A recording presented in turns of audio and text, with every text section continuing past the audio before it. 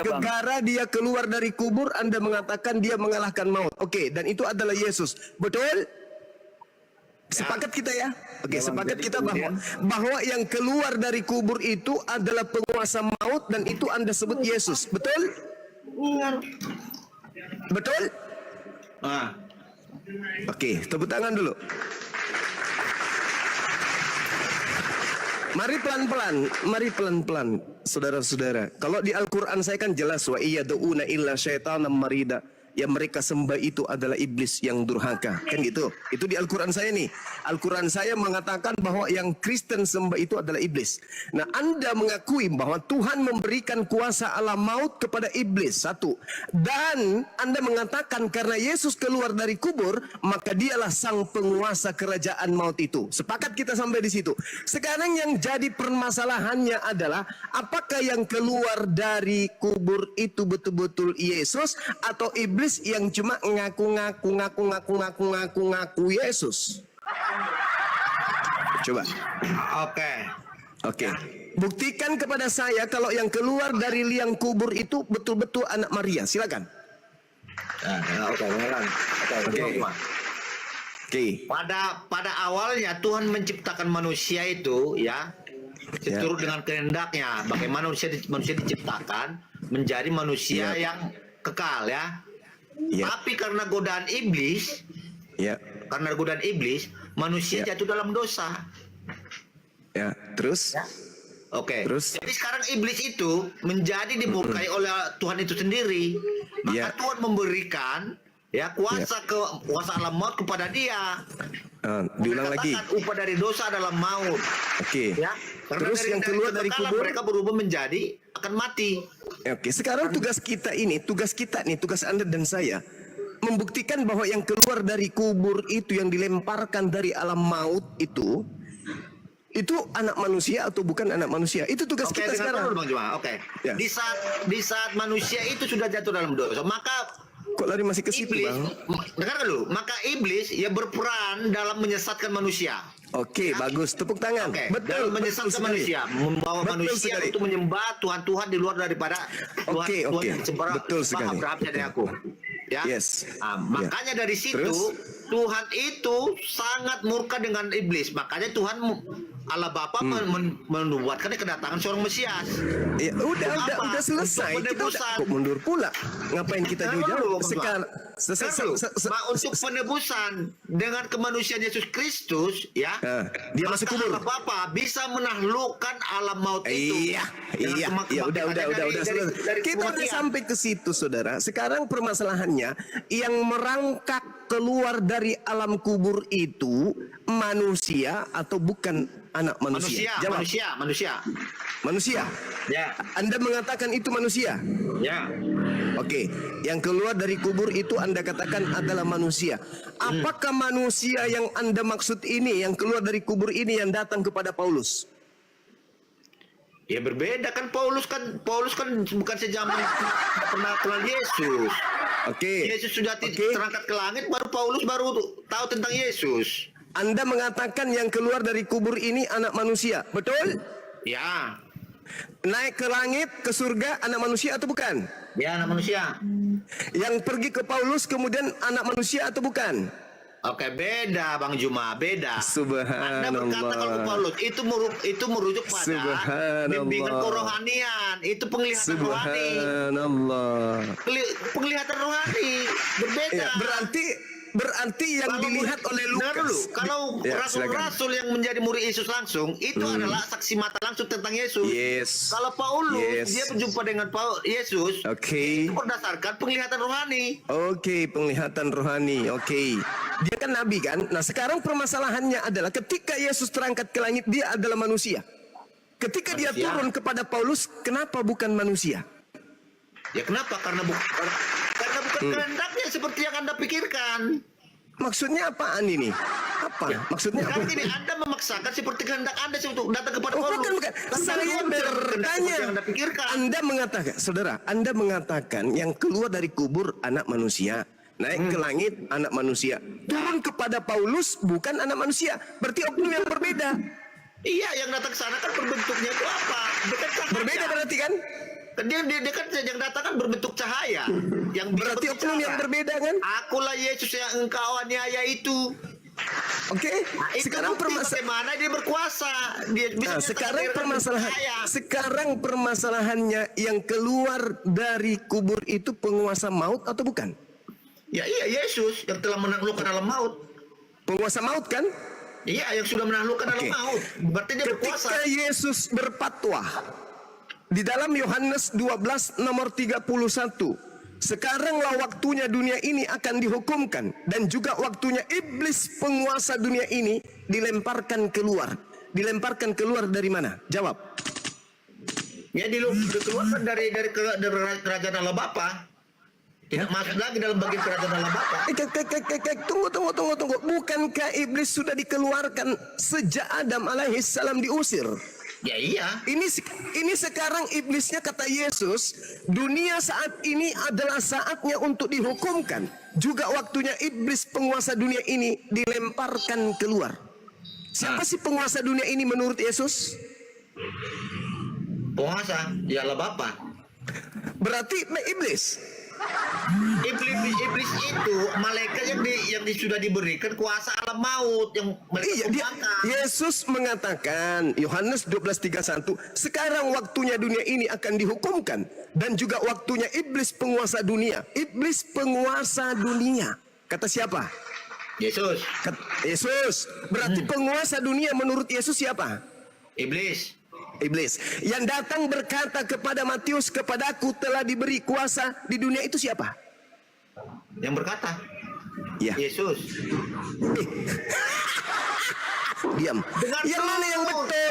Yang mana yang betul? Tadi Anda mengatakan yang diberi kuasa, yang menguasai dunia adalah iblis. Dengar dulu, kenapa Yesus berkata kepadaku telah diberikan segala kuasa di surga dan bumi? Karena dia sudah melalui namanya kebangkitan dari kematian. Saudara, berarti Yesus kerasukan kematian, makanya dia berkuasa atas segalanya. Berarti keluar dari kubur dia kemasukan penguasa dunia, betul? Bukan kemasukan, memang sudah dibuatkan bahwa dia itu akan menjadi penguasa atas langit dan bumi. Tunggu, Yesus berkata penguasa bumi ini siapa? Oke, penguasa bumi itu adalah iblis. Minum kopi dulu, minum kopi. Atur nafas. Bukan kopi lagi, tenangkan perasaan Anda. Tenangkan perasaan Anda. Waktu berlanjut. Tok. 3 hari kemudian setelah itu ada yang keluar dari kubur dan berkata kepadaku telah diberi kuasa dunia. Itu siapa? Yesus. Alhamdulillahirrabbilalamin. Berarti yang kamu patenkan namanya Yesus itu isi dalamnya adalah iblis. Kan? Yesus itu mati nggak? Mati dan bangkit kembali kan? Dari kebangkitannya dia menaklukkan alam maut, bahwa alam maut tidak sanggup menahan dia. Hei, yang menguasai kerajaan maut itu iblis. Ibrani 2 nomor 9 jelas sekali. Ibrani 2 nomor 14 juga dikatakan apa? Iblis adalah penguasa alam maut. Bang, Bang Zuma percaya sama Bible? Bible yang menuangkan isi perutnya kemudian. Saya hanya membaca. Tugas Anda percaya atau tidak? Nah, aku tanya abang percaya atau enggak itu tulisan? Saya percaya Bible itu adalah kitabnya saudara Kristen. Tapi saya tidak percaya itu adalah firman Tuhan. Namun iblis ingin mengecoh kemudian anak keturunan Adam. Apa kata Allah? Wa makaru wa makarallah wallahu khairul makirin. Mereka membuat tipu daya, mereka membuat tipu muslihat. Tetapi Allah kemudian membalas tipu daya mereka. Sesungguhnya Allah adalah pembalas sebaik-baiknya kejahatan. Ya, jelas itu. Itu menurut abang kan, menurut keiman kan abang. Anda bertanya kepada Bang Zuma kan? Iya. Jadi menurut saya, bukan menurut tetangga. Betul. Sekarang permasalahannya adalah ketika Anda mengatakan penguasa dunia adalah iblis, dan Yesus pun mengatakan penguasa dunia itu adalah iblis. Lantas saya bertanya, siapa yang keluar dari kubur lalu mengatakan kepadaku telah diberi kuasa dunia? Anda mengatakan Yesus. Kita sampai level itu. Sekarang kita naik level. Menurut Yesus, ketika dia penginjilan, mengadakan kajian-kajian di tengah-tengah Bani Israel muridnya, apakah Yesus pernah menubuatkan dan mewanti-wanti muridnya agar waspada kepada iblis yang akan datang dengan memakai nama Yesus? Pernah Yesus ingatkan itu? Pernah Yesus mewanti-wanti itu atau tidak? Jawab.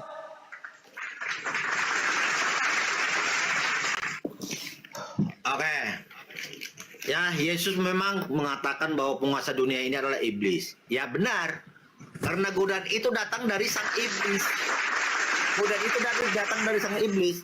Tapi bagaimana seorang Mesias ya yang sudah menggenapi bahwa anak manusia akan mati dan bangkit tergenapi oleh Yesus Kristus. Anda tidak usah, Allah tidak bisa menahan dia.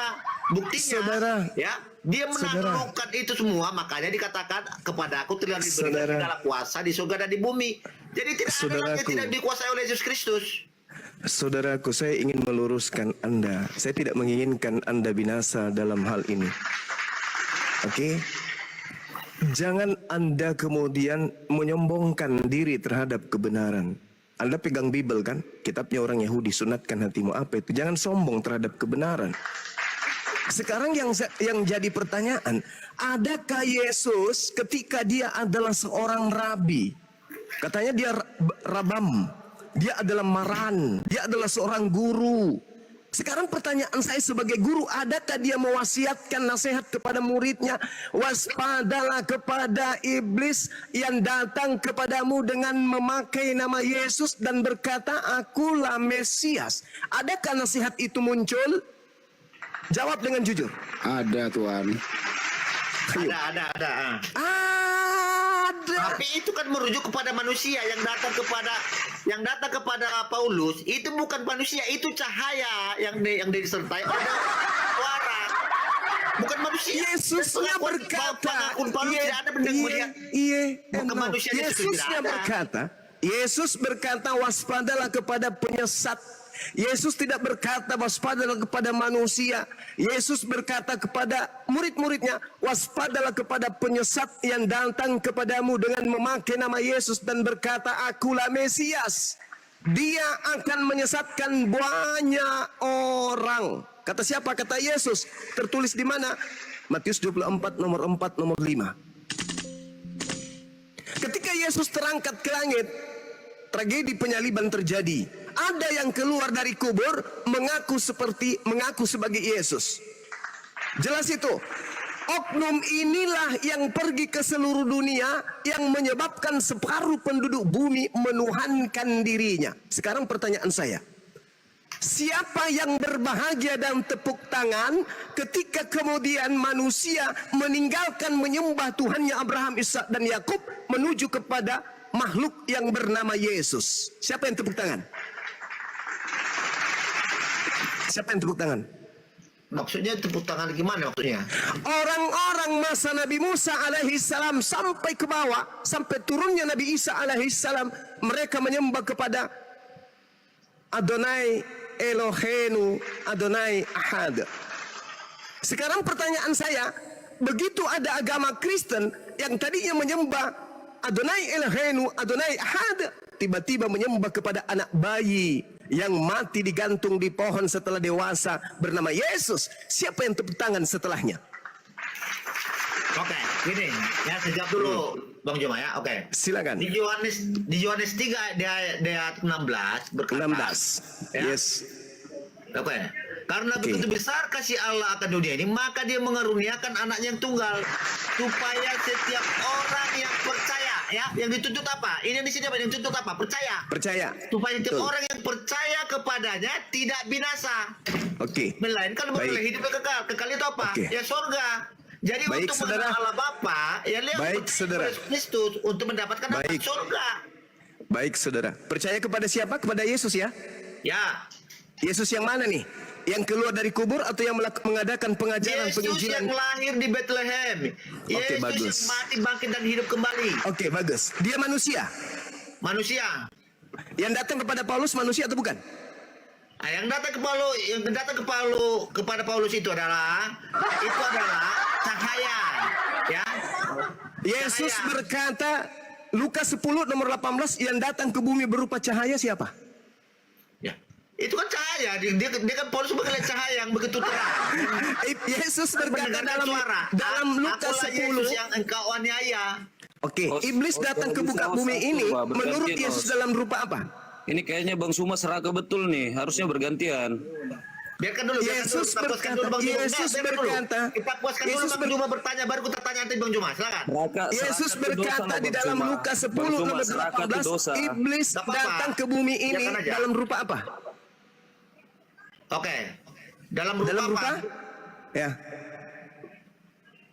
Dalam rupa iblis, dalam rupa manusia. Dalam iblis itu dalam rupa apa pun bisa. Langsung tenang kan, satu sabda aja itu langsung tenang sudah ngomong. Lukas 10 nomor 18, aku Yesus melihat iblis turun dari langit berupa cahaya. Yang datang kepada Paulus berupa apa? Oke, Yesus itu ya melihat yang datang kepada Paulus berupa cahaya. Iblis datang berupa cahaya. Yesus datang berupa manusia. Sama enggak? Iya, sama enggak? Tapi bisa dikatakan, akulah Yesus yang engkau aniaya. Iblisnya datang dengan memakai nama siapa? Orang Ananias, orang yang begitu taat, orang yang begitu tekun dalam beriman, dia pasti tahu siapa yang Yesus berkata, iblisnya datang memakai nama siapa? Oke. Sekarang yang namanya Tuhan, Anda udah paham kan? Bisa dengan segala kehendak mau jadi apa ya? Buktinya ada Ananias untuk mengkonfirmasi bagaimana yang didapatkan oleh si Paulus itu suatu kebenaran. Siapa Ananias menurut Yesus? Siapa Ananias ini menurut Yesus? Iya, Ananias kan seorang yang taat ya, orang taat. Menurut Yesus Ananias ini siapa? Orang beriman. Di mana Yesus membahas tentang Ananias ketika dia penginjilan? Hah? Bagaimana Yesus menjelaskan? Ya Ananias kan sudah ada. Saudara, Anda baca Matius 24 nomor 24. Yesus palsu dan nabi palsu akan datang melakukan mukjizat sekiranya dia menyesatkan orang-orang pilihan juga.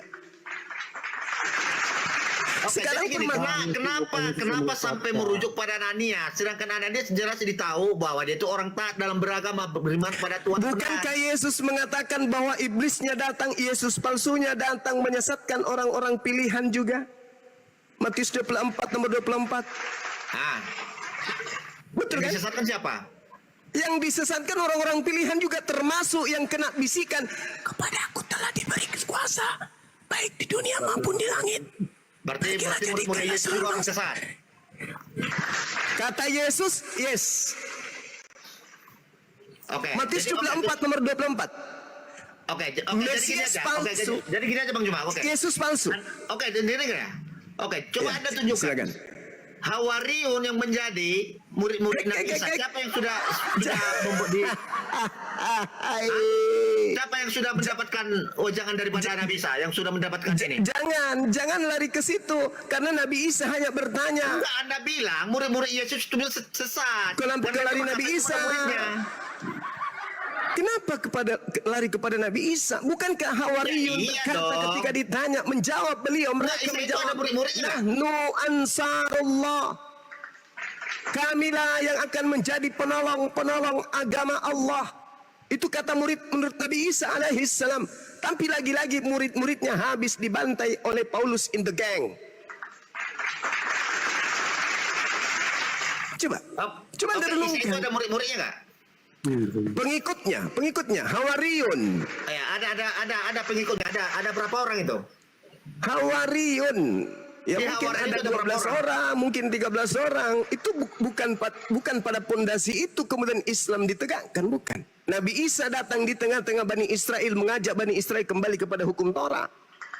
Tetapi kemudian orang-orang yang ada pada zamannya justru cenderung kemudian ingin mematahkan langkah Nabi Isa alaihissalam, sehingga mereka berupaya untuk membunuhnya. Apa yang terjadi? Allah menolongnya. Yang dibunuh adalah orang lain. Itulah orang lain inilah yang keluar dari kubur, yang mengaku Yesus, dan itulah yang kamu sembah kisanak. Jadi gini Bang Juma. Menurut Anda, waktu Isa itu diserupakan wajahnya, itu dalam masalah apa dia itu? Ada masalah apa? Siapa yang ngejar dia? Dia itu jelas ingin dibunuh oleh Bani Israel. Siapa yang bunuh? Siapa yang bunuh?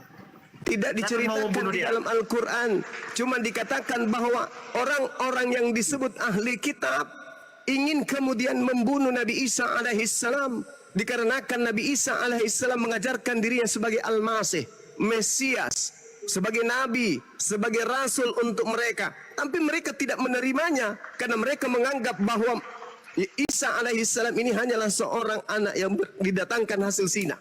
Mereka nggak mau terima itu. Sehingga Nabi Isa ketika melakukan mukjizat-mukjizat, mereka anggap itu hanyalah sebuah sihir. Tidak mungkin ini adalah Mesias yang kita tunggu. Bukan ini yang kita tunggu. Yang kita tunggu adalah orang yang sama seperti Nabi Musa, yang bisa kemudian membebaskan kita dari penjajahan bangsa penindas. Saat itu bangsa Israel dalam penindasan bangsa Rom atau Roma. Sekarang jangan ke situ, Bung. Ini jadi permasalahan yang jadi prinsip, yang menjadi pokok pondasi akidah Anda. Saya bertanya kepada saudara, siapakah yang berkata, lihatlah, akulah yang hidup, aku telah mati, namun lihatlah aku hidup sampai selama-lamanya, dan aku memegang segala kunci maut dan kerajaan maut. Ini siapa ini? Anda baca Yesaya 14. Baca. Kalau banyak kemana iblis dilemparkan kemudian ketika mereka bercita-cita ingin menyamai Sang Yang Maha Tinggi?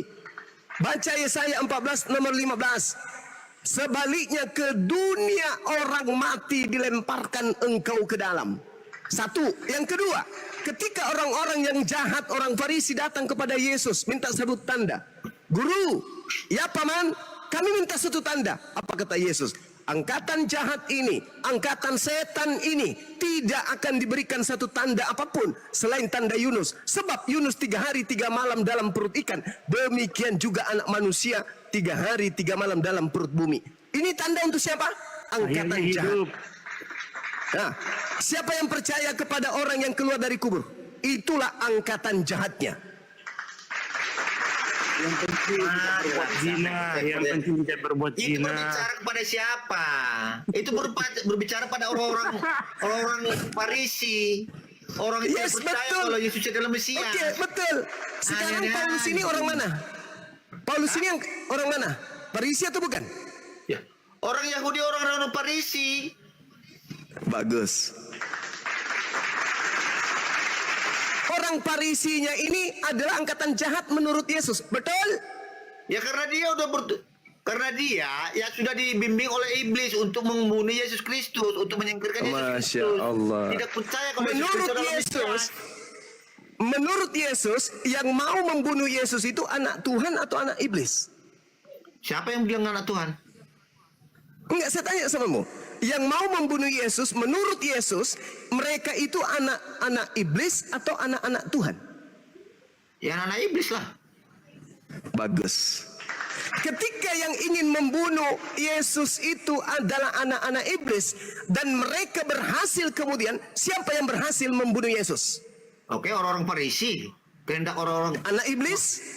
Iblis. Iblis. Anak iblis kan? Orang iblis itu yang mengikuti.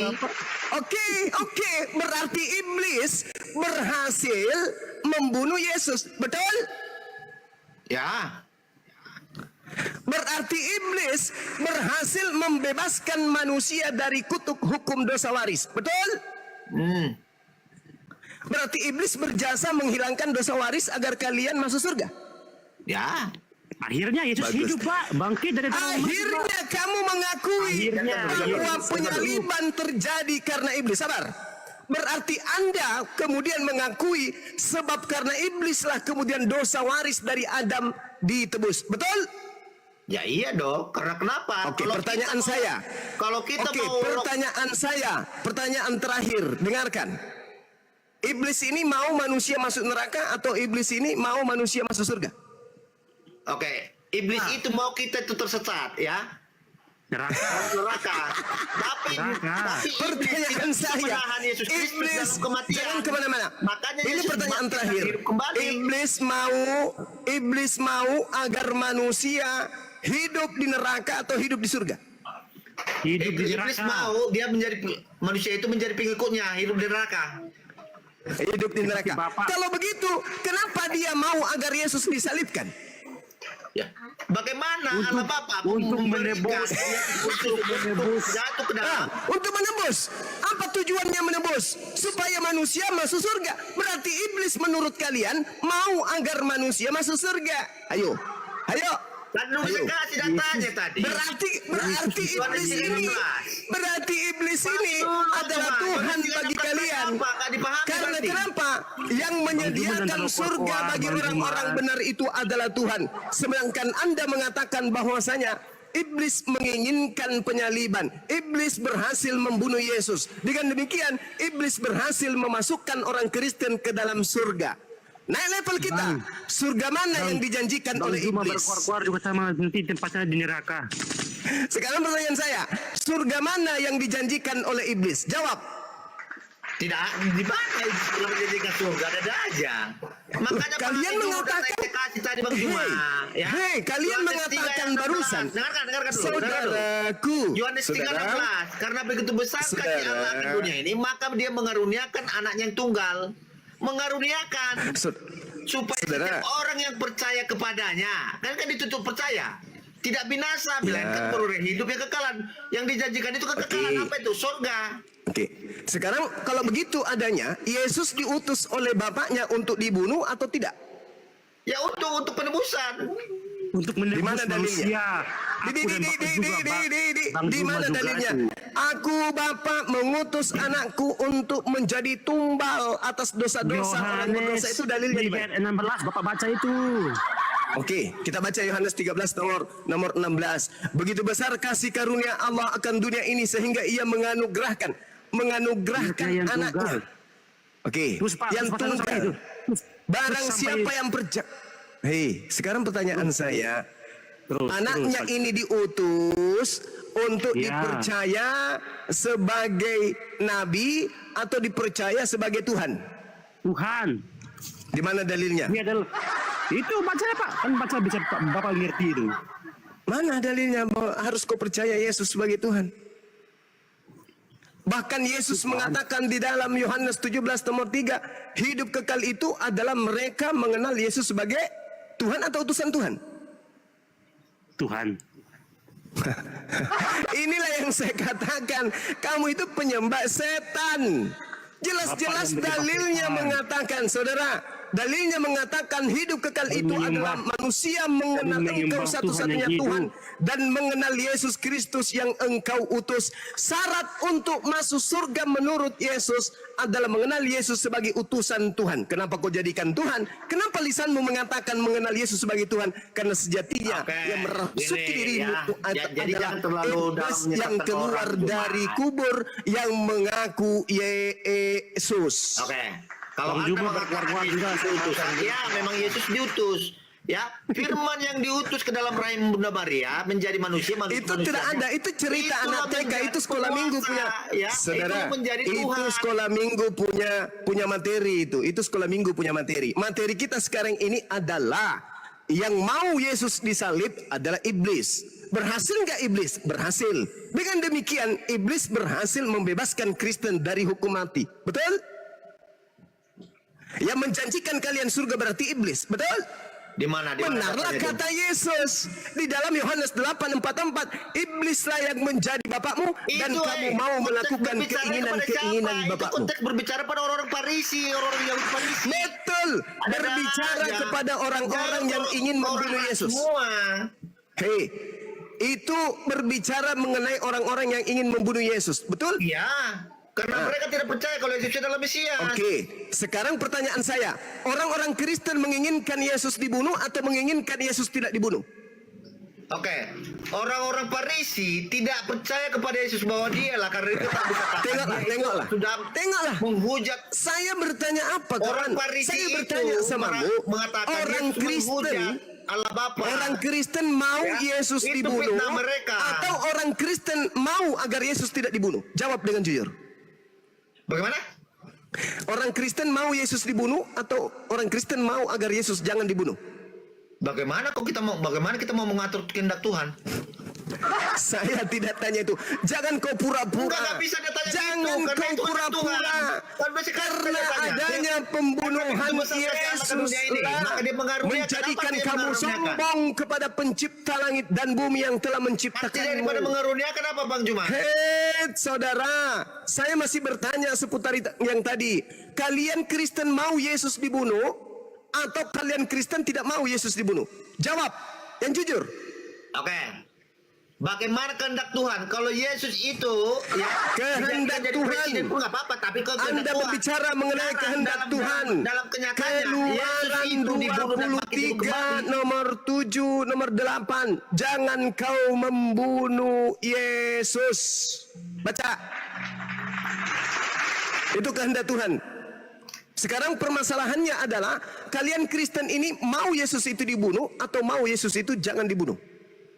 Kami tidak mau Yesus dibunuh, tapi kehendak Allah Bagus. Bapa beda lain. Bagus. Orang-orang Kristen mau agar Yesus itu tidak dibunuh. Kalau Anda berhasil, Yesus tidak dibunuh, yang nebus dosa kalian siapa? Ya, Yesus Kristus. Dengan cara? Ya banyak dengan cara Tuhan. Tuhan kan tidak bisa dibatasi. Dengan cara apa? Anda mengukur Tuhan, ada aja sih cuma. Dengan cara apa kalian menebus Cuma dosa? jangan Anda seolah-olah mencoba mengukur Tuhan, pikir seperti ini, pikir seperti nggak bisa. Ya banyak cara Tuhan. Dengan untuk cara bergerak apa? kehendaknya. Dengan cara apa dosa Kristen ini ditebus tanpa melalui pembunuhan terhadap Yesus? Dengan cara apa? Ya dengan cara kehendak Tuhan lah. Apa kehendak Tuhan itu? Ya nggak tahu saya. Ada aja. Kok bisa itu jawab buat kita dikte. Ada aja kok cuma. itu jawaban orang munafik. Bukan kejawaban orang munafik. Hei saudara, orang Kristen sombong di hadapan penciptanya karena mereka mengaku memiliki juru selamat bernama Yesus yang keluar dari kubur pada hari ketiga, makan ikan goreng dan sedikit madu. Maka orang Kristen sedunia sombong kepada penciptanya karena mereka merasa dosa-dosanya sudah digugurkan oleh bangkitnya Tuhan mereka dari dalam liang lahat. Itu orang Kristen. Orang Kristen dengan sombongnya, ponganya, makan semua makanan yang diharamkan oleh Tuhan. Bahkan mengatakan hukum yang datang kepada Nabi Musa itu adalah sampah, tinja. Dikarenakan mereka sombong, sudah memiliki juru selamat yang keluar dari kubur. Jangan sombong Anda, jangan ponga Anda. Jangan kemudian Anda munafik. Orang-orang Kristen sedunia menginginkan pembunuhan terhadap Yesus. Sekiranya Kristen hidup di zaman Yesus, maka orang yang pertama menjajal kemampuan Yesus untuk dibunuh adalah kalian. Tak ada orang Roma, tak ada orang Yahudi. Kalian akan bahu-membahu segera untuk memakan daging dan minum darah Yesus. Itu pasti. Karena keselamatan seorang Kristen tergantung dari matinya Yesus. Keselamatan orang Kristen tergantung dari penyaliban. Keselamatan orang Kristen itu tergantung daripada darah Yesus ditumpahkan atau tidak. Jangan munafik. Jadi sekiranya kalian hidup di zaman Yesus, kalianlah orang pertama yang mengasah bila parang, juga balok-balok untuk menghantam kepala Yesus biar dia mati. Jangan bernarasi dia cuma. Saudara, Alkitab Anda mengatakan. Kau lihat dulu, waktu Yesus itu dituntun untuk dibawa disalibkan di Golgota, kan banyak orang pengikut-pengikutnya, orang yang sudah diajar dia. Apakah mereka membawa balok? Saya tanya sama saudara, izinkan saya membaca dalil. Ya? Jadi jangan Izinkan saya membaca dalil. Izinkan saya membaca dalil. 1 Korintus 15 nomor 17. Dan jika Yesus tidak dibangkitkan dari kubur, maka sia-sialah kepercayaan kamu dan kamu masih hidup di dalam dosamu. Saya tanya sama saudara, ini dalil Anda percaya atau tidak? Ya iya. Berarti tanpa pembunuhan terhadap Yesus, maka orang Kristen akan hidup di dalam dosa. Betul? Dengarkan. Dengarkan. Karena banyak orang yang sekalipun dia sudah mengajarkan mengaku dirinya adalah datang daripada Bapa itu bahwa dia adalah Mesias. Saudara, tidak ada yang percaya, tapi setelah Yesus bangkit dan hidup kembali, baru sedangkan orang Yahudi, orang Yahudi dan orang Roma yang menjadi pelaku sejarah percaya kalau Yesus itu adalah Mesias. Baik, kembali lagi. Menurut Yesus, keluar dari kubur itu berdasarkan Matius 12 nomor 43 sampai 45 itu tanda untuk si jahat atau bukan? Jawab. Yang tanda si jahat itu kan yang berbicara kepada orang-orang Farisi, yaitu tentang Yunus. Makanya saya, saudara, coba Anda baca, dan ini akan berlaku terhadap angkatan jahat ini. Oke. Apa? Tanda Yunus. Ya, tanda Yunus. Percaya kepada kebangkitan hari ketiga. Betul? Yang dimaksud di sana bagaimana anak manusia itu di dalam perut bumi. Iya. Berarti hari ketiga bangkit atau tidak? Itu selama 3 hari di dalam kematian. Berarti hari ketiga bangkit atau tidak? Ya bangkit dong. Itu tanda untuk siapa menurut Yesus?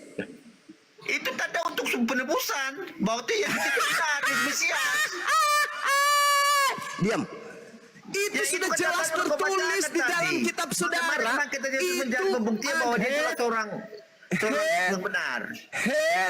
Yesus sendiri mengatakan bahwa itu adalah tanda untuk angkatan jahat. Tanda Yunusnya itu, tanda si Yunus itu. Iya, keluar dari kubur hari ketiga, betul? Ya. Itu tanda untuk angkatan jahat atau angkatan benar?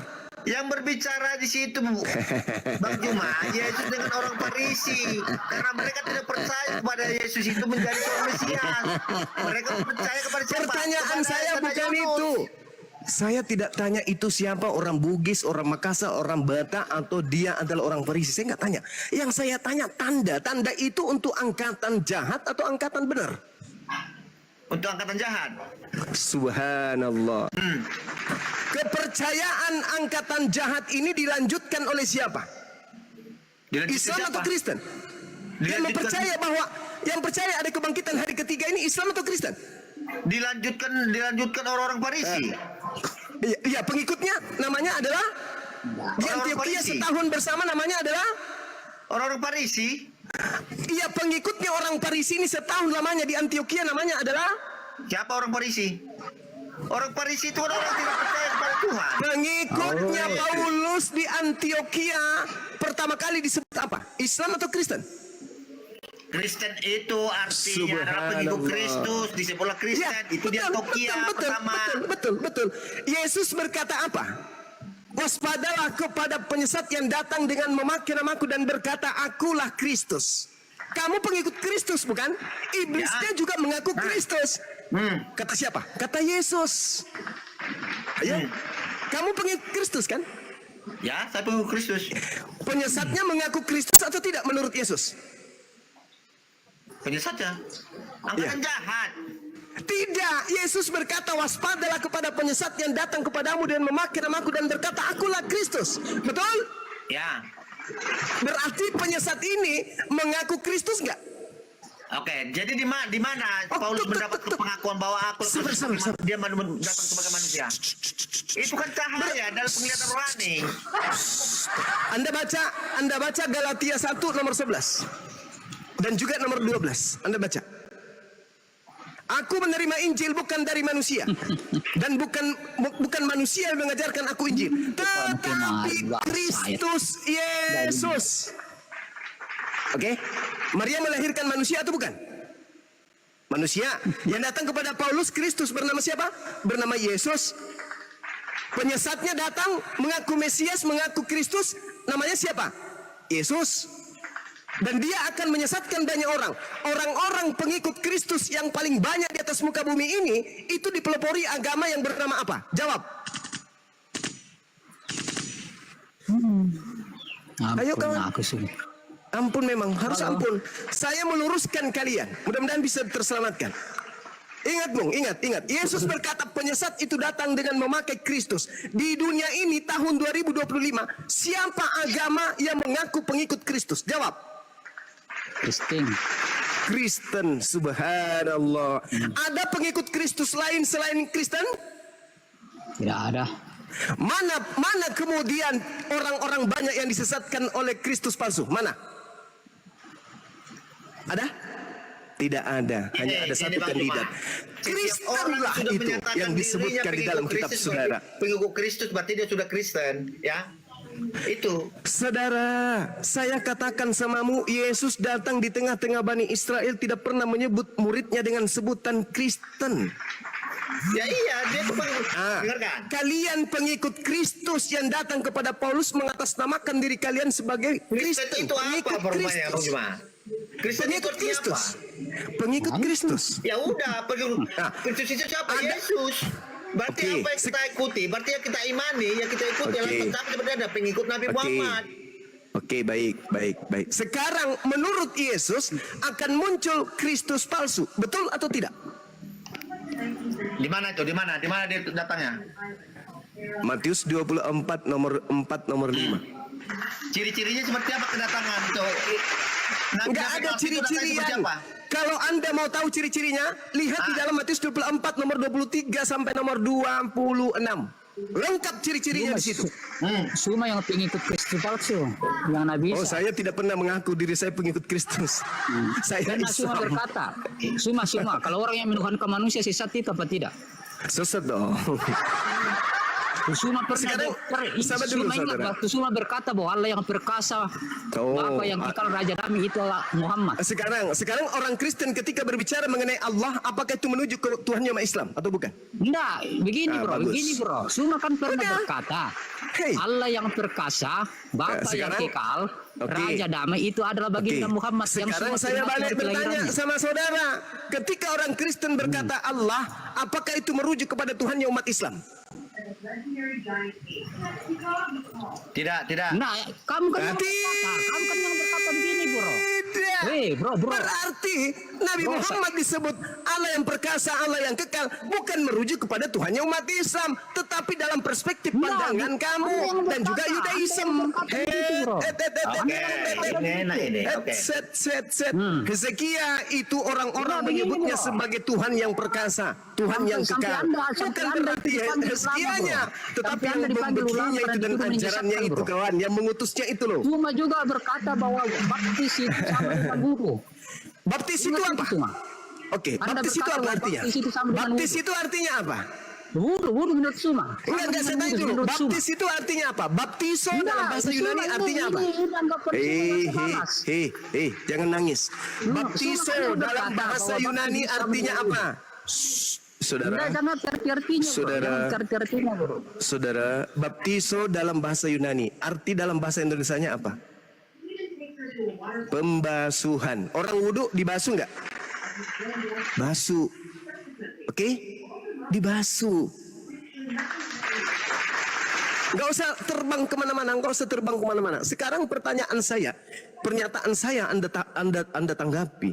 Yesus berkata, waspadalah kepada Yesus palsu yang datang kepadamu dengan memakai nama Yesus dan berkata, akulah Kristus. Kalau Anda percaya kepada pernyataan Yesus ini, harusnya Anda mempercayai bahwa ada Kristus palsu. Maukah Suma lagi bersumpah pakai Alkitab bahwa Suma tidak pernah mengatakan bahwa Allah yang perkasa adalah Muhammad?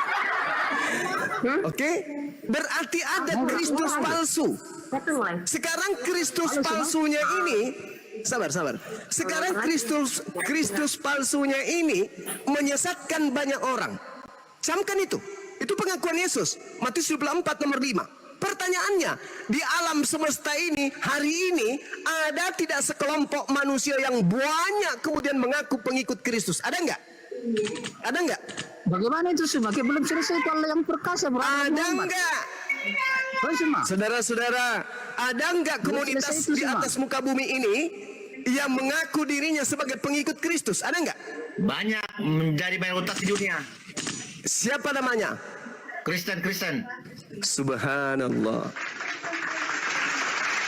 Kalau pengikut Kristus yang penyesat itu di mana? Di mana? Tidak ada. Tidak ada. Berarti Kristus Kristus yang dinubuatkan Yesus itu pengikutnya bernama Kristen. Karena Yesus sendiri mengatakan. Ini Bang saudara. Juma ini tak kemana-mana. Dari dulu berapa kali kita jumpa diskusi, narasimu aneh-aneh. Nggak pakai Bukan aneh-aneh kawan, bukan aneh-aneh. Semua kotoran yang ada di atas muka bumi ini kenanya ke jidat saudara. Makanya kemarin wah. Yes, Sekarang, memang betul. Sekarang ada lagi narasi yang berbeda lagi. Bagaimana ini? Saudara, apakah Anda percaya Yesus berkata akan datang Kristus palsu? Percaya atau tidak? Iya, yang membawa nama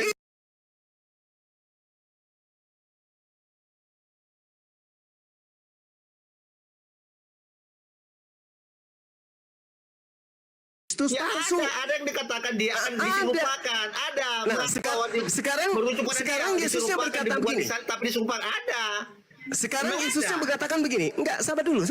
Sebab banyak kemudian orang akan datang dengan memakai nama Yesus dan berkata akulah Mesias, dan mereka Mesias palsu atau Kristus palsu ini akan menyesatkan banyak orang. Pertanyaan saya, Yesus berkata ada Kristus palsu di luar dirinya, dan Kristus palsu ini memiliki pengikut yang banyak. Anda sudah mengatakan Kristen pengikut Kristus. Kalau Kristus yang Anda maksud bukan Kristus palsu dan Kristen bukan pengikut Kristus palsu, tolong tunjukkan selain Kristen yang mengaku sebagai pengikut Kristus. Silakan. Orang Kristen sangat mengikuti Yesus Kristus yang benar. Kalau saya ngerti itu pemahaman saudara yang saya tanya. Dan seorang perawat, tapi tidak bisa dinyatakan dengan data sejarah. Anda menolak, melupakan wajahnya, menyangkal tentang penyalipan. Bukan itu. Bukan ke situ. Jangan dimaksudkan. Saudara, jangan ke situ, saudara. Yesus berkata akan muncul Kristus palsu. Nabiku, Nabi Muhammad tidak pernah bertemu mengaku dengan Kristus. Tidak ada pada iman Islam itu kita ini pengikut Kristus loh. Kristus pernah datang kepada Nabi kita loh. Iya, kita tidak percaya kepada Kristus. Sekarang permasalahannya adalah cari Kristus yang pengikutnya banyak selain daripada Kristus Kristen. Cari, ada nggak? Ya pengikut Kristus itu ya Kristen loh Bang Juma. Selain Kristus. Astagfirullahaladzim. Ya Allah ya Karim. Petrus membangun yang namanya ya Allah ya Karim. Ya Allah ya Karim. Yang memerintahkan bentuk jemaat siapa? Ya Allah ya Allah. Ya Allah. Ya Allah. Ya Allah. Sekarang Kristus yang kamu ikuti Kristus asli. Ya asli dong. Yang palsu mana? Ya asli yang mengatakan diri disumpahkan. Yang palsu mana? Dia lahir di bawah pohon kurma. Yang palsu mana? Ya itu yang palsu yang menyatakan dirinya sama-sama dengan Yesus. Kamu mengerti nggak ucapan Yesus itu? Akan datang penyesat, akan datang penyesat. Akulah dia. Bagaimana kata-katanya Yesus disumpahkan? Akan datang penyesat dengan memakai nama Yesus. Di mana Yesus datang kepada Nabi Muhammad? Di mana? Kapan itu terjadi? Kapan? Dan di mana Islam itu disebut sebagai pengikut Kristus? Di mana? Bukankah dalam kitabmu Yesus sendiri berkata, sebab dia akan menyesatkan banyak orang. Mana banyak orang yang disesatkan Kristus palsu itu? Mana? Ada. Di luar Kristus asli, Yudaism, ada pengikut Kristus palsu. Namanya Kristen. Kristus yang palsu inilah yang keluar pergi ke seluruh dunia mencari pengikut, makin hari makin banyak dengan berbagai macam tipu-tipu. Sedangkan Yesus yang asli hanya datang di aule halaman Yerusalem mencari domba yang hilang saja. Aku diutus hanya kepada domba yang hilang dari umat Israel. Itu Yesus asli, itu Kristus asli. Aku tidak berkata-kata dari diriku sendiri. Aku tidak dapat berbuat apa-apa dari diriku sendiri. Aku datang di atas muka bumi menjadi manusia bukan atas kehendakku sendiri. Itu Yesus asli. Sedangkan Kristus yang palsu, akulah Alfa dan Omega. Kepada aku telah diberi kuasa baik di langit maupun di bumi. Pergilah ke seluruh bangsa, jadikanlah seluruh manusia menjadi pengikutku. Akulah sang bintang timur, gilang gemilang. Akulah penguasa maut. Itu Kristus palsu. Diskusi Apa nama pengikut Kristus palsu ini? Karisteng. Oke, dengarkan Bang Juma. Silakan. Oke, jadi gini Silakan. Bang Juma ya. Kalau Anda memaksakan pemahaman Anda untuk dimasukkan di kerana kekristenan, tidak akan jumpa ya. Karena Anda pengikut iblis. Dengar dulu. Bagaimana mau mengaku? Masa Anda mau mengaku saya pengikut iblis lah memang? Yang mengaku dengan hatinya bahwa dia pengikut iblis selama ini, insya Allah sebentar dia akan mengatakan la ilaha illallah Muhammadar Rasulullah. Anda tidak merasa itu. Ingat Bung, orang yang tertipu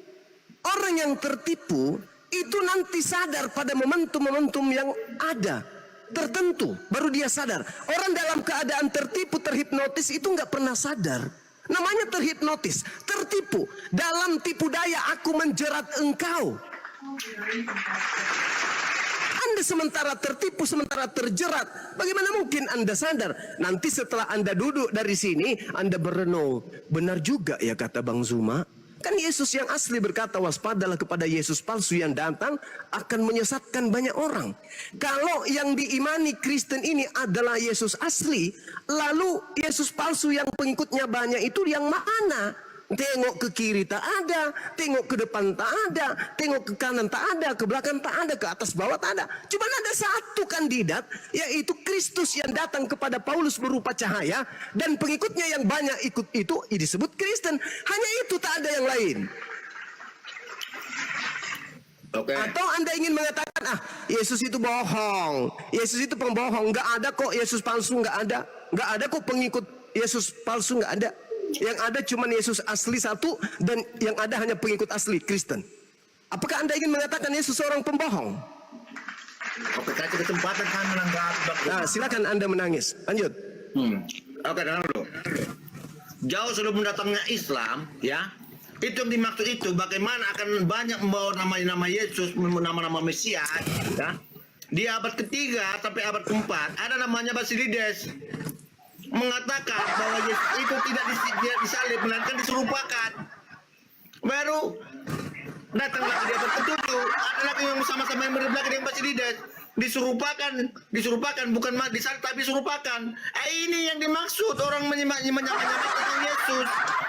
Berjaga-jaga memang sudah nyata kan, jadi nubuatan Yesus benar, akan banyak yang mengaku-ngaku seperti dia. Berjaga-jagalah. Hei. Yesus menerangkan tanda-tanda kedatangan Kristus palsu. Kita naik level ya. Saudara, saya ingin meluruskan Anda, bukan menggunakan merendahkan. Tanda-tanda Yesus palsu ketika datang. Matius 24 nomor 23. Jadi, pada waktu itu jika orang berkata kepadamu, lihat ada Yesus di sini atau ada Yesus di sana, jangan kamu percaya. Nabi Muhammad tidak pernah mengaku bertemu dengan Yesus. Saya tanya saudara, Paulus pernah nggak mengaku bertemu dengan Yesus? Dia mendengar cahaya, tapi dia mendengar suara bahwa saya berkata, akulah Yesus. Oke. Tanda pertama dipenuhi oleh Paulus. Yang kedua, sebab Yesus palsu dan nabi-nabi palsu akan muncul dan mereka akan mengadakan tanda-tanda yang dahsyat dan mujizat-mujizat. Saya tanya sama saudara, apakah Paulus mampu melakukan banyak mujizat? Ya. Oke. Dua, terpenuhi. Sekiranya mungkin mereka menyesatkan orang-orang pilihan juga. Pertanyaan saya, apakah Nabi Muhammad pernah bertemu dengan murid-murid pilihannya Yesus? Tidak. Apakah Paulus pernah bertemu dengan murid-murid pilihannya Yesus? Tidak. Hek. Dulu jangan kayak gitu diskusinya. Betul ya. Apakah Paulus pernah bertemu? Jadi gini. Apakah Paulus pernah bertemu dengan Petrus? Apakah Paulus pernah bertemu dengan Petrus dan murid-murid pilihan lainnya? Ya. Alhamdulillah. Tiga tanda sudah ada pada diri Paulus. Kita lanjut.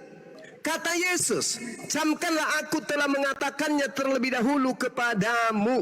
Jadi, apabila orang berkata kepadamu, lihat Yesus ada di padang gurun. Pertanyaan saya, apakah Paulus pernah mengaku bertemu Yesus di padang gurun? Ya. 4. Secara penglihatan dan pendengaran. Tunggu, sabar. Dan kemudian lihat dia Yesus ada di dalam bilik. Apakah Paulus pernah bertemu dengan Paulus? Aduh, nggak usah. Di dalam bilik? Sorry. Katakan seperti yang jujur lah, cuma. Saudara. Lihat dia ada di dalam bilik. Itu merujuk pada siapa? Bilik. Siapa? Merujuk pada siapa itu? Kepada Paulus. Paulus dong. Di mana di bilik dia? Oke, baik. Kita baca Matius 24. Aduh, bawanya nomor berapa tadi? Sabar, saudara. Sabar. Paulus mengaku bertemu kemudian dengan Yesus di dalam bilik. Atau jangan Paulus. Penyesat itu mengaku bertemu dengan Yesus dalam bilik. Kita lihat. Kata bilik dalam bahasa Yunani adalah temeon. Temeon artinya adalah kamar rahasia. Saya tanya sama saudara. Apakah Paulus itu di dalam bilik sel penjara itu kamar rahasia atau kamar umum? Jawab.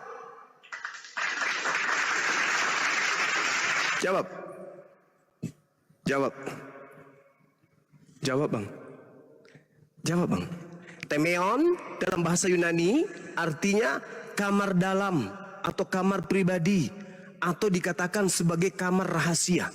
Pertanyaan saya, sel tempat Paulus bertemu Yesus, apakah itu dalam bilik rahasia atau kamar umum? Jawab. Ayo. Bukankah kamar ruangan sel penjara itu adalah kamar rahasia? Yang bisa masuk di sana hanya orang-orang tertentu saja. Dan di situ Paulus mengaku bertemu dengan Yesus sehingga dia menuliskan kitab Filipi, Efesus, Timotius di dalam bilik, dan dia mengaku bertemu dengan Yesus di situ.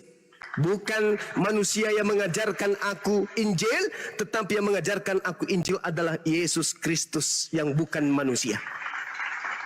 6.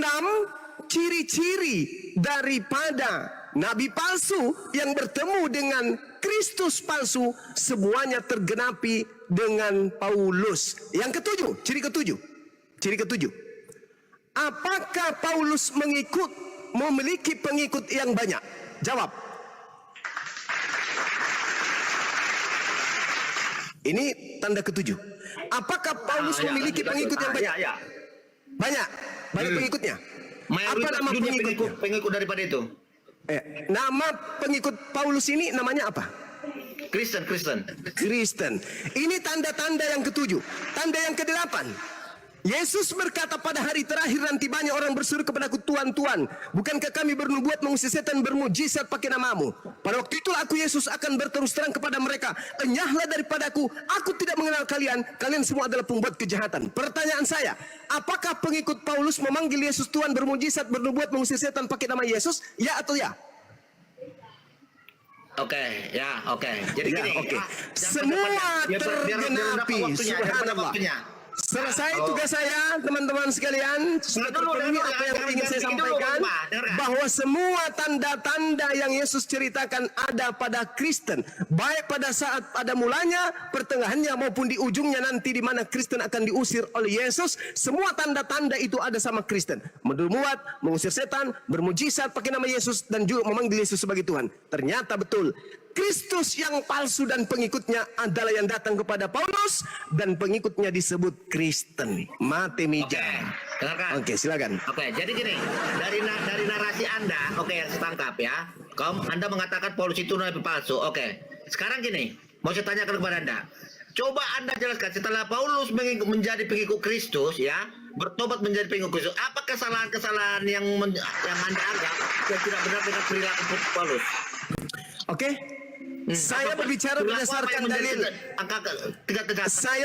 Saya berbicara pakai dalil, Bung. Saya bacakan dalilnya. Oke. Di dalam Matius 12 nomor 43. Paulus bertobat. Apabila roh jahat atau iblis keluar dari manusia yang bertobat itu, iblisnya mengembara ke tempat-tempat yang tandus mencari perhentian, tetapi ia tidak mendapatinya. Lalu ia berkata, iblis berkata, aku akan kembali ke orang yang tadinya kutinggalkan yang sudah bertobat.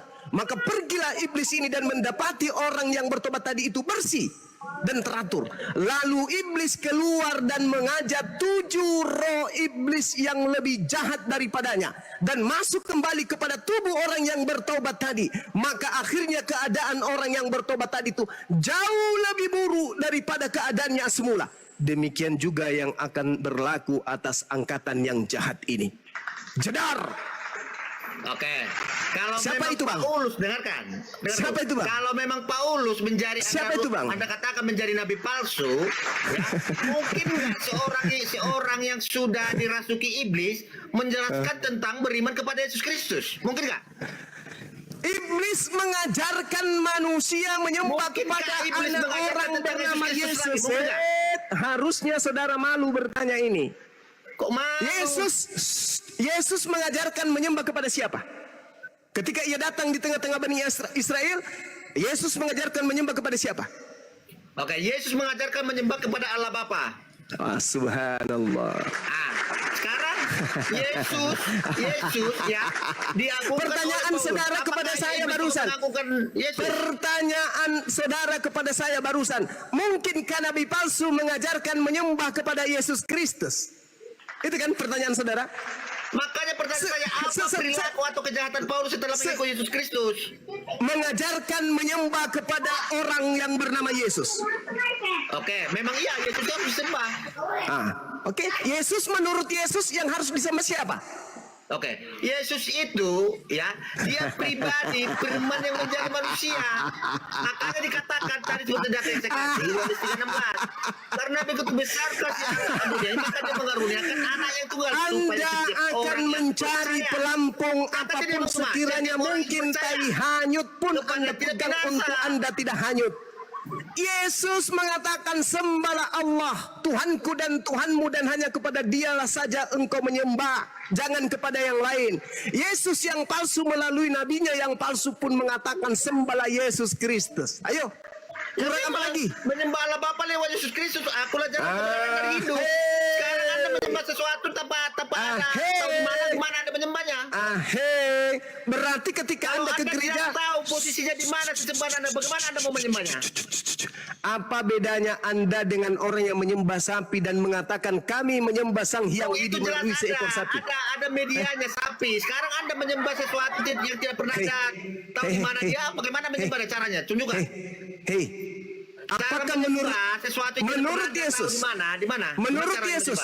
Menurut Yesus yang disebut Bapa itu bisa dilihat atau tidak? Ya, tidak bisa dilihat. Tidak bisa dilihat. Lalu kenapa Anda mencari? Ya. Udah dikatakan, akulah jalan kebenaran dan hidup. Iya. Kenapa Anda mencari Bapa yang ternyata tidak bisa dilihat? Saudara. Tuhan itu roh. Sembahlah dia dengan roh.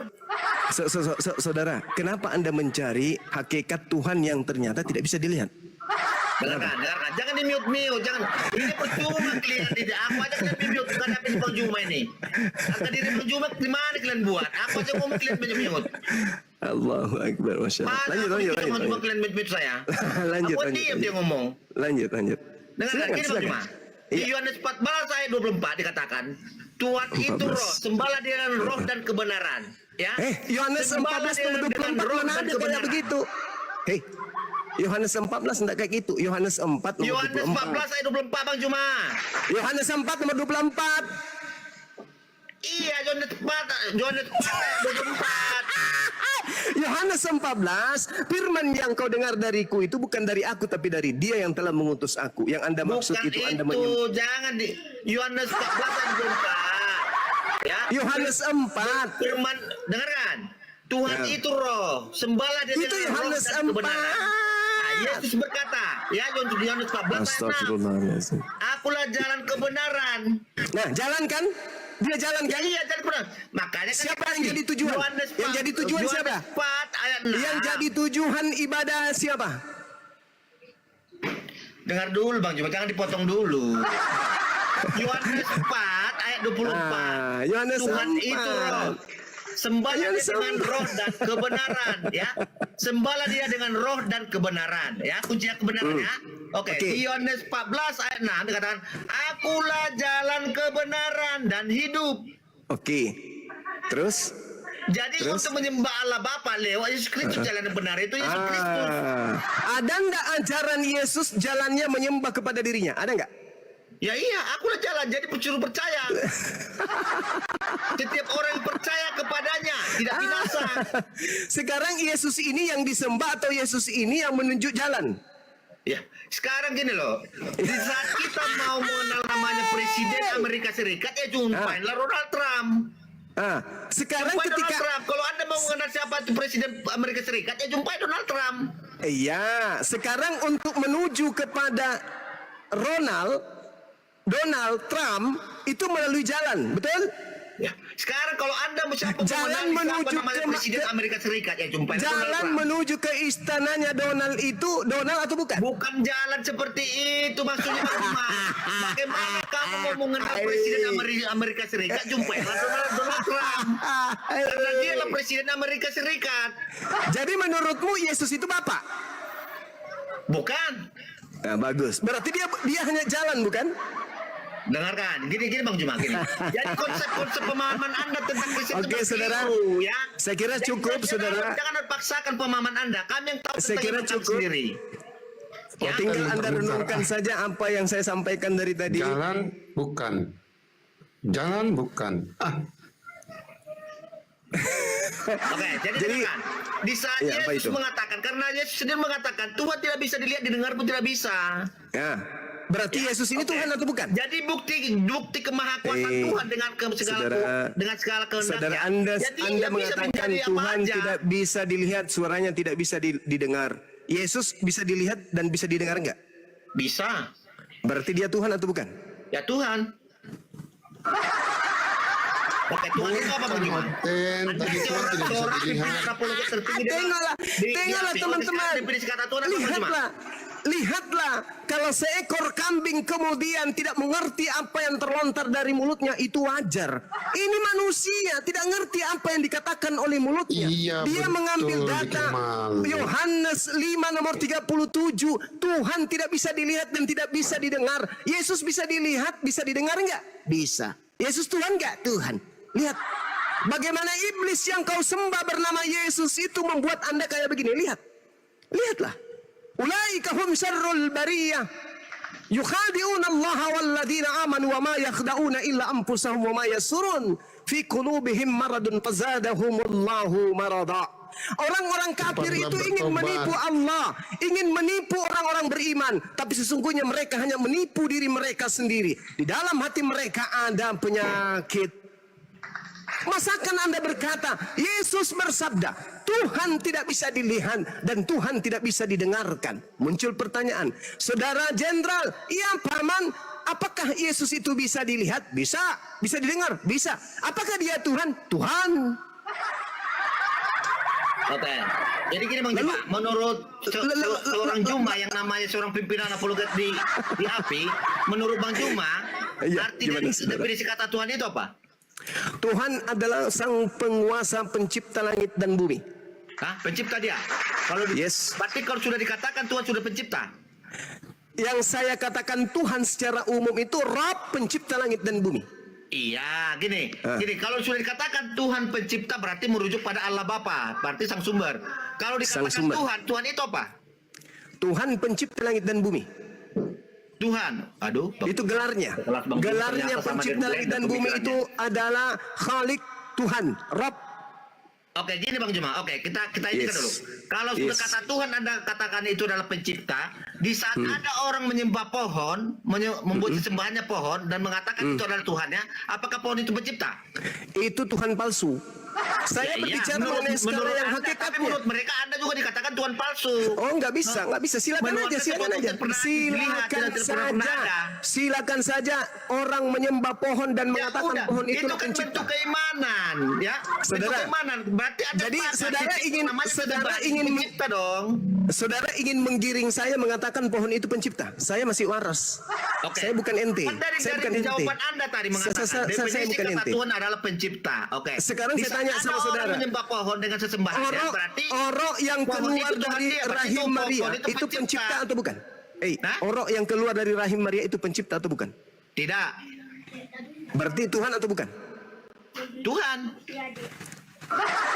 Udahlah. Ini makanya sebelum sekelas Jumat ternyata sama pemikiran kayak blender. Udah. Mungkin bawa aku. Ini kau. Bang Juma itu yang dikatakan Al-Baqarah 130 itu orang yang membenci agama Ibrahim, agama Tauhid. Dia hanya memperbodoh dirinya sendiri. Jadi susah kalau udah orang bodoh. Betul, Masya Allah. Membenci sunat, membenci tauhid, membenci korban hewan, itu adalah orang yang memperbodoh dirinya sendiri. Masya Allah, syukran. Subhanallah. Baik teman-teman, mana tahu masih ada pasien, mungkin di sini teman-teman kita mau melanjutkan. Waktu dan tempat disilakan. Persatu pasiennya Bang Juma kayaknya belum ada yang bisa sembuh ya. Minimal ini Bang Handi. Yang ada di sini mungkin tidak sembuh, tapi yang mendengarkan kemudian insya Allah akan sembuh. Tidak mungkin mereka mau memperbodoh diri selama-lamanya seperti itu, nggak mungkin. Amin. Nggak mungkin. Betul. Yang mendengarkan ini insya Allah, apa yang saya sampaikan ini karena cinta, bukan karena kebencian. Bukan karena kemudian ingin menghinakan dan merendahkan saudara-saudara. Kami umat Islam hanya diberi tugas untuk sebagai pemberi peringatan saja. Anda mau beriman silakan, Anda mau selamanya kufur silakan. La ikraha fid din. Seruan dalam Al-Quran, ud'u ila sabili rabbika bil hikmah. Serulah manusia kepada jalan Tuhanmu dengan hikmah. Apa hikmah itu? Kebenaran, bukan kesesatan. Mungkin nada saya keras, nada saya kencang, tegas, tapi muatannya adalah kebenaran. Silakan Anda menilai. Anda adalah manusia, Anda punya nurani kemanusiaan, naluri kemanusiaan, renungkan dan jadikan itu sebagai bahan pelajaran atau edukasi. Silakan. Jadi video ini jejak digitalnya ada. Anda bisa menonton baik live maupun offline. Di sana nanti Anda menonton berulang-ulang, bisa introspeksi diri supaya Anda bisa dikembalikan berakal agar tidak salah Tuhan. Jangan sampai iblis Anda jadikan kawan, sekaligus Anda jadikan Tuhan. Belajar, insya Allah banyak yang teredukasi. Buktinya banyak yang bersyahadat kembali ke Islam. Itu sih yang saya amati selama ini. Memang sulit kalau debater kita sulit. Kecuali orang betul-betul kayak Demian dan lain-lain gitu ya. Bang Zuma, guru ndak? Siap. Waalaikumsalam, Dek. Ada adik kita dari jauh ini, Bang. Ya. Bertanya, kayak mana kalau dia misalkan prosesnya mau masuk Islam itu, Bang Zuma? Ini KTP, identitasnya. Tapi dia ini Zemalika, syukran. Ya gimana? Bukan orang dari Indonesia, gimana? Dari mana? Dari negeri tetangga. Ya nggak apa-apa. Ada identitas kan mereka. Ada nggak ID card-nya dia? Tapi gini kan dia ini takut sama keluarga. Nggak takut sama Tuhan, sama keluarganya takut. Prosesnya apa namanya? ID card ya, di Malaysia mungkin ID card. Terus dia naik komal, open camp, kayak gitu kan? Yes. Ya, sorry noise hujan di sini. Lagi dengar ini Bang Zuma ngomong. Oke, Masya Allah. Lebih baik takut kepada pencipta langit dan bumi daripada kepada keluarga.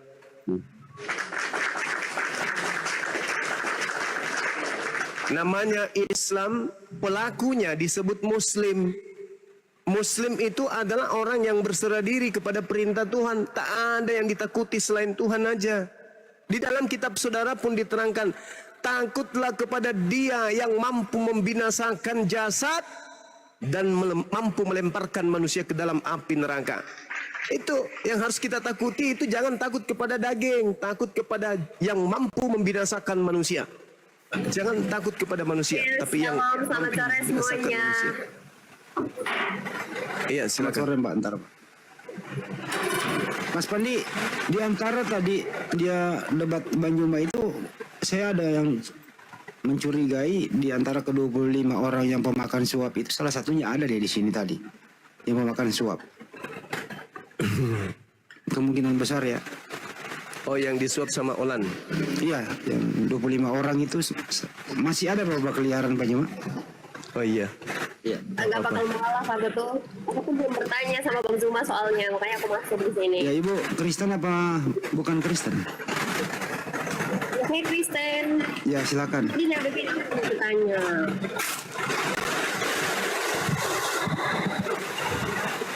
Bang Zuma, aku pengen tanya. Iya. Bukhari 4 ayat 4027 ya kalau nggak salah. Iya itu. Aku pengen tanya. Itu maksudnya tolong dijelasin tuh gimana ya? Apa itu? Apa itu, Mbak? Al-Quran bukan. Bukhari 4027. Bukhari 4027. Sahih Bukhari berapa? 4.000?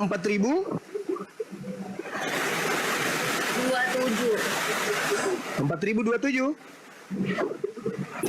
Yes, ya benar. Iya, kenapa di sana, Mbak? Aku pengen minta penjelasan. Ini kalian penyembah Allah ya.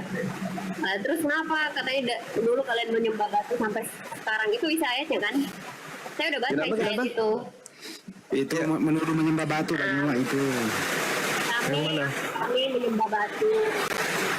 Katanya kalian menyembah Allah, kok bisa menyembah batu? Tolong penjelasannya dong, Bang Zuma. Menyembah batu. Hadisnya mengatakan begitu. Isi ayatnya kayak gitu. Masa sih? Serius itu? Enggak begitu bunyinya. Iya. Hadisnya enggak. Hah? Enggak begitu. Coba yang serius. Kan Bang Zuma nyangkal kan? Yang serius. Kunna na'budul hajar fa iza wajadna hajara wa akhyaru minhu alqaina. Kayak gitu ya. Dulu gini. Telah menceritakan kepada kami Asal bin Muhammad, dia berkata, aku mendengarkan Mahdi bin Maimun berkata, sabar, saya bacakan hadisnya. Aku mendengar Abu Raja Al-Taridi berkata, dulu kami menyembah batu. Jadi yang berkata ini adalah Abu Raja. Apabila kami mendapatkan batu yang lebih baik, maka kami melemparkannya dan mengambil yang lain. Dan apabila kami tidak menemukan batu, kami mengumpulkan segenggam tanah, lalu kami bawakan seekor kambing, kemudian kami peraskan susu untuknya. Lalu kami bertawaf dengannya. Apabila datang bulan Rajab, kami mengatakan tidak ada peperangan, maka kami tidak membiarkan tombak maupun panah yang tajam kecuali kami cabut dan kami lemparkan sebagai pengakuan terhadap bulan Rajab. Dan aku mendengar Abu Raja berkata, pada hari Nabi Muhammad SAW diutus, aku pada waktu itu sebagai seorang anak penggembala unta milik keluargaku. Tatkala kami mendengarkan Nabi Muhammad SAW berdakwah, kami lari ke neraka. Yaitu ke Musailamah Al-Qassab. Dia lari kepada orang-orang kafir, Musailamah Al-Qassab. Mereka berlindung kepada orang ini. Apa yang jadi masalah? Yang menyembah batu di sini adalah Abu Raja, bukan umat Islam. Ketika Nabi Muhammad datang, tadinya yang menyembah batu ini kemudian menjadikan Musailamah Al-Qassab ini sebagai pelindung. Bukan umat Islam ini. Orang-orang Quraisy memang dulunya menyembah berhala. Ketika kemudian Nabi Muhammad datang, mereka meninggalkan berhala-berhala itu, dihancurkan semuanya. Lalu menyembah kepada Rabb, pencipta langit dan bumi. Tapi kalau Kristen menyembah batu, itu betul, itu fakta. Kalau Kristen itu benar-benar menyembah batu, mana dalilnya? Mau dalilnya Yesus Kristen penyembah batu, mau? KPR 11. Penyembah batu ya, kita tuh penyembah. Itu hiasan itu Bang Handi. Itu hiasan itu. Yang betul-betul nyembah batu. Mau dalil? Mau? Mau Kristen. Mama? Kolose 2 nomor 9. Nggak usah fitnah Bang. Penyembah batu. Kolose 2 nomor 9.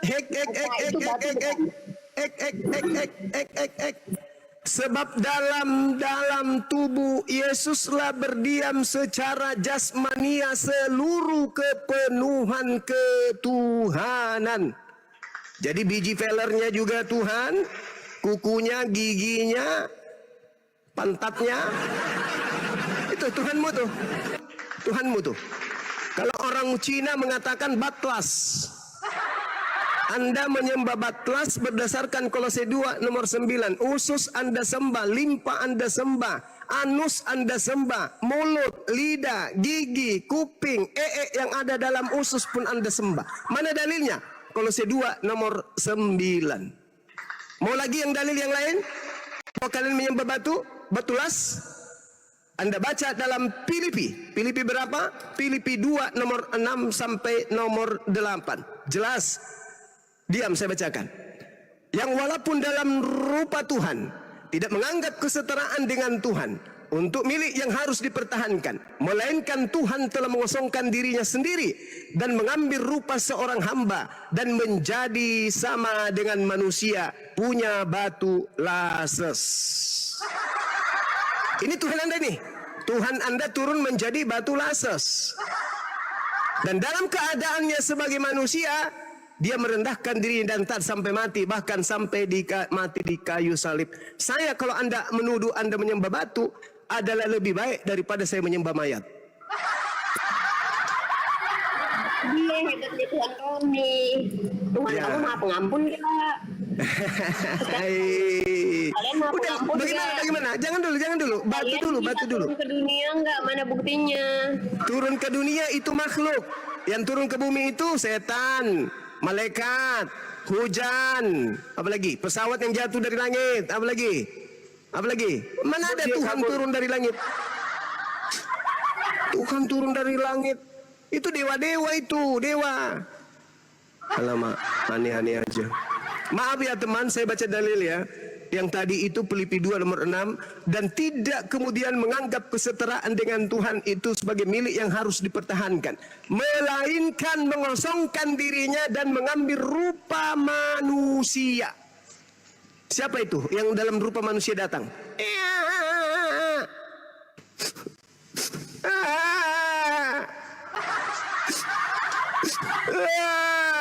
Itu siapa? Siapa itu? Itulah. Nah, itu Tuhanmu itu. Tuhanmu, periksa. Ada batunya enggak? Ini kalau disampaikan kayak gitu, dibilang menghujat. Itu fakta real. Berarti yang menyembah batlas itu siapa? Gara-gara ini sih, gara-gara Batula pergi kuliah sarjana ekonomi nih. Bahasa apa itu kan guru Batlas itu? Dia Bahasa Batula Cina. SE, Batula SE. Udah Dia lah, nggak ngerti teman-teman. tadi itu 4027. Abu Raja Al-Taridi itu bukan Muslim, dia kafir menyembah batu. Minta perlindungan kepada Al-Kasab. Siapa itu Al-Kasab? Banyak orang kafir juga. Aduh ya Allah nih orang. Oke, sekali lagi saudara-saudara, tidak perlu kalian kemudian mengais-ngais sesuatu dalam Al-Quran atau dalam hadits yang justru hanya akan mempertebal kekafiran kalian. Selesaikan tugas kalian terkait dengan akidah kalian yang menyembah kepada makhluk yang bernama Yesus itu. Itu aja dulu selesaikan. Ya, diskusi panjang yang tadi yang menceritakan tentang akulah alfa dan omega itu siapa? Itu dulu pikirkan baik-baik. Kepada aku telah diberi kuasa. Itu pikirkan itu. Itu siapa itu?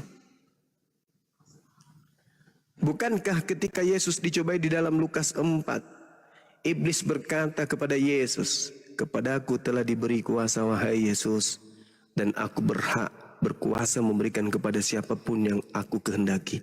Itu kata iblis. Aku berhak memberikan kuasaku ini kepada siapapun yang aku kehendaki. Kalau iblis berkuasa memberikan kuasanya kepada orang yang masuk dalam kubur dan keluar dari kubur, itu bisa nggak? Bisa. Karena di dalam Lukas 4 nomor 13 dikatakan ketika iblis kemudian gagal mencobai Yesus, iblis mundur dan, nah dengarkan baik-baik, iblis mundur dan menunggu waktu yang tepat. Jadi iblisnya lagi mengintai nih. Kapan ini? Kapan? Nah, momen mana kemudian iblis bisa kemudian memperdaya? Pada saat mana?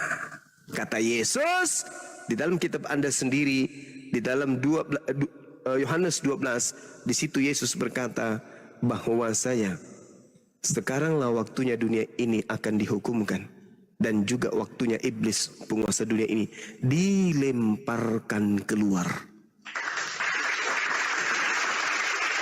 Kesempatan yang mana? Yang iblis katakan menunggu kesempatan yang baik. Kesempatan ketika dia ada yang keluar, kata Yesus. Permasalahannya sekarang iblis ini keluar dari mana? Keluar dari surga. Tak mungkin, karena Yesus sudah terjadi. Keluar dari KP, tidak mungkin. Keluar dari mana ya?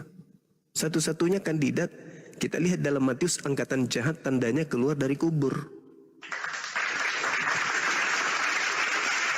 Kenapa Yesus mengambilkan tanda untuk angkatan jahat supaya manusia tahu mana pengikut si iblis?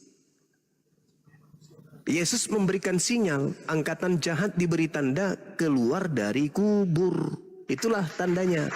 Jadi pengikut orang yang mengimani makhluk keluar dari kubur itu adalah tanda untuk angkatan jahat. Siapa yang percaya terhadap orang yang keluar dari kubur? Daud in the gang.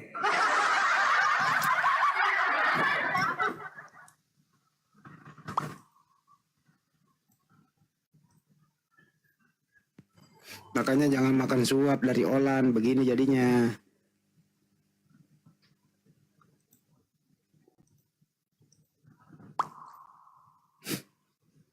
Yang sembah batu siapa anak-anak? Kalau saya sih Banyuma mau itu kiasan apa tadi itu KPR 11 mau bilang kiasan bodoh amat. Yesus adalah batu penjuru yang dibuang oleh tukang-tukang bangunan, yaitu Yesus itu adalah batu itu sendiri. Kalau gue hajar itu Alhamdulillah. Mau dia kiasan kayak mau apa kayak. Itu dalilnya di kitab, itu buat kalian itu. Buat apa? Buat kalian itu. Kok Yesus buat kita? Emang Yesus buat siapa? Itu dalilnya batu itu buat kalian. Nah, Yesus itu batu kok.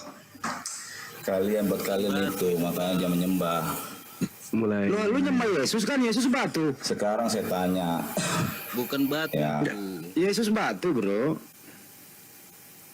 Aswad itu dari mana, bro? Yesus batu. Batu aswad dari mana? Dari surga. Dari mana kau tahu dari surga? Ya hadisnya ada jelas. Coba tunjukkan. Kau percaya? Nggak usah, gue malas nunjukin sama orang kafir. Udah gue jawab. Kau percaya Al-Quran apa hadis? Dari mana kalian bilang diam kau. Mana kalian bilang kafir? Kultum kenapa Kultum? Dari mana kalian bilang? Baru kecil banget suaranya, gue nggak denger nih anak. Gedein suaranya, modalin dikit. Iya, dari mana kalian bisa bilang kafir? Paulus mengatakan dalam Galatia 2 nomor 14 orang yang tidak bersunat adalah orang yang hidup secara kafir. Kata Paulus. Tunggu. Janganlah main turun-turun begitu, kawan-kawanku. Iya, Di sini berdiskusi, kenapa turun-turun di mereka? Tertib. Biar satu-satu aja yang ngomong. Diturun-turunkan. Karena kalau dua langsung ngomong dua-duanya, netizen bingung yang mana mau didengarkan. Itu bang.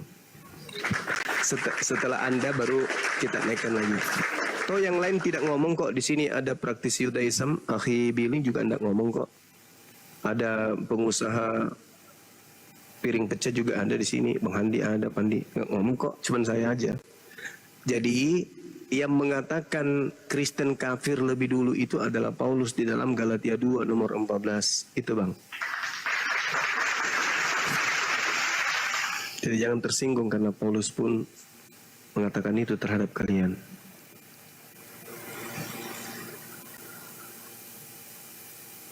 Berarti tadi udah kompaan ya? Itu kawan yang main keroyok gitu ya? Bukan, maksudnya itu janganlah main turun-turun. Kan masih bercerita kan. Saling menghargai lah. Pakai adab lah bos. Diskusi itu salah satu bicara. Itulah kalau kalian. Semua mau bicara. Mirum diskusi.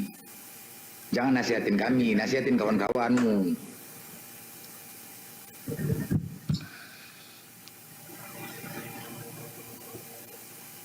Makanya jangan makan suap.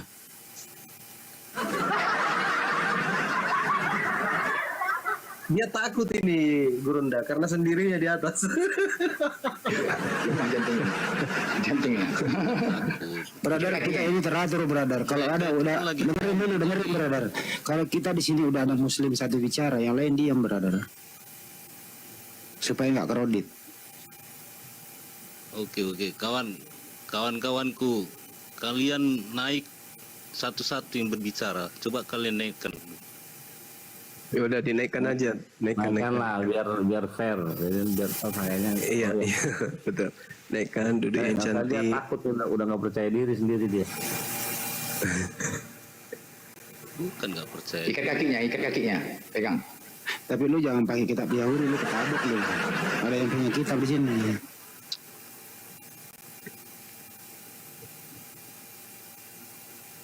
Udah minta permintaan, ambil lagi kawannya. Silakan naik teman-teman yang tadi yang mau naik, tapi satu-satu ya. Kalau berisik nanti Gultom yang tegur kalian. Silakan.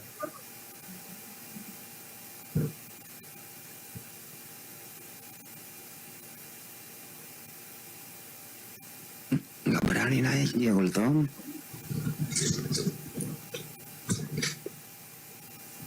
Gultom.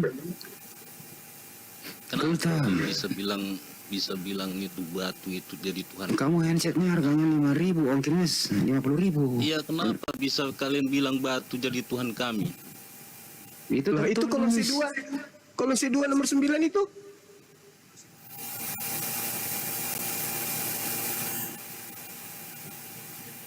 Baca coba. Kecuali Anda ingin mengatakan Yesus itu manusia 95% karena dia tidak punya batu sakar. Kan kalian mengatakan Yesus manusia 100% berarti lengkap batu sakar. Nah, di dalam Kolose 2 nomor 9 seluruh jasadnya termasuk batu sakarnya itu adalah Tuhanmu. Jadi hanya alasan aja Kristen. Kenapa dia mati? Itu kan pada saat dia jadi manusia. Hei, Kolose 2 nomor 9, dia manusia kah atau dia apapun, itu Tuhanmu. Gitu saudara. Jadi ayolah gunakan akal sehat ya. Kita bukan mau menghujat kalian, enggak. Itu fakta di dalam Bible. Dan apa sih untungnya? Kan kalian diusir nanti sama Yesus. Jadi buat apa kalian bersusah-susah mematikan akal untuk menyembah anak orang? Dan ternyata yang kalian sembah itu bukan Yesus. Yang kalian sembah itu adalah Yesus palsu. Untuk apa coba pertahankan itu? Mati masuk neraka. Dia sudah meyakinkan kita. Di mana Yesus meyakinkan tentang Kristen? Di mana bang? Ayo saudara, ajarin saya. Di mana Yesus mengajarkan Kristen? Di mana? Anda tumpuk semua perintah-perintah Yesus tidak akan mengantarkan seseorang kepada Kristen. Di mana Yesus mengajarkan agar manusia jadi Kristen? Menuhankan dirinya. Menurut kalian itu siapa yang bisa meyakinkan kalian? Allah pencipta langit dan bumi melalui utusannya. Selayaknya Nabi Musa, Tuhan datang kepadanya melalui utusannya Nabi Musa. Oke? Jadi Bapa itu bukan penguasa alam semesta ini. Kalau yang kalian katakan Bapa itu adalah Tuhan yang datang kepada Ibrahim, Ishak dan Yakub, itulah yang kami sebut Allah. Yang jadi masalah ini adalah Yesus, anak orang yang datang kepada Paulus itu ternyata bukan manusia. Itu yang jadi masalah.